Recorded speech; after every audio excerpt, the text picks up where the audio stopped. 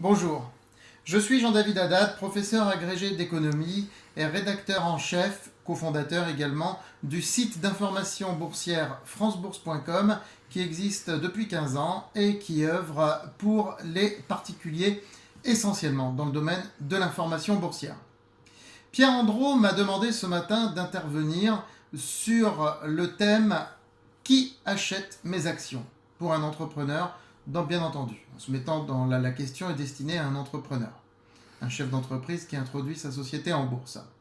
Je ne peux malheureusement pas être avec vous aujourd'hui car je fais la dédicace de mon dernier livre « Réussir en bourse, c'est presque facile » à Paris et je n'ai donc pas pu me déplacer à Bordeaux ce matin. Qui achète mes actions? Cette question, vous allez peut-être bientôt être amené à vous la poser si vous introduisez votre société en bourse. Eh bien écoutez, j'ai une seule réponse à vous faire. C'est vous qui allez décider qui achète vos actions.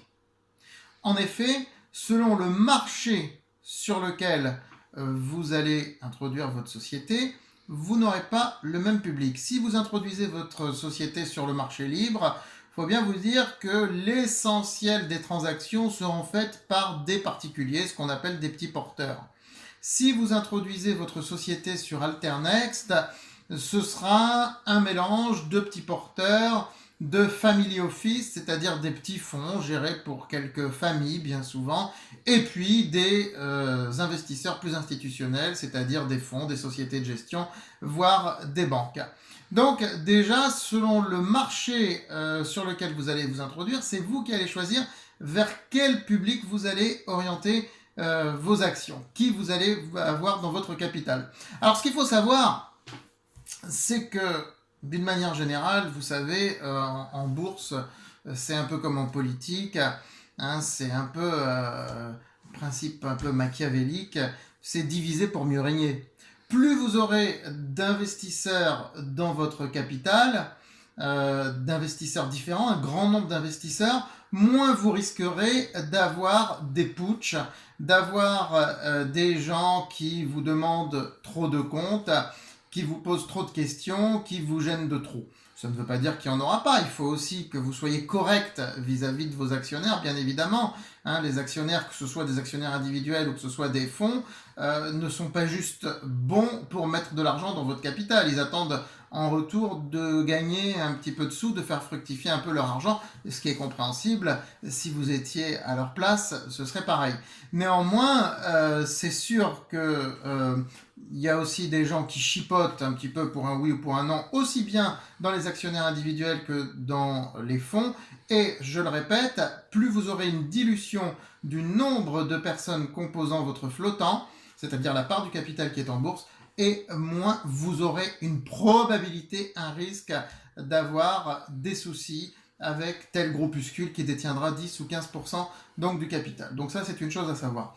Donc ensuite, la clé de l'animation de votre titre, et qui fera aussi quels sont les actionnaires que vous aurez, c'est votre communication.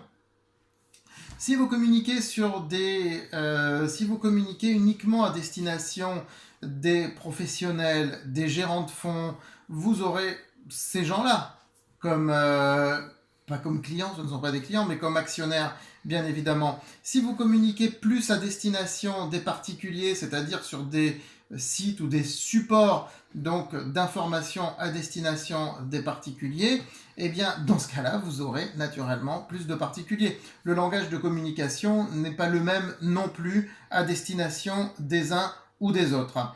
Écoutez, c'est très difficile ensuite de faire trop de généralités sur ce sujet. Là, j'ai tenu à donner quelques éléments. Ensuite, pour rentrer dans les détails, ce serait un petit peu au cas par cas.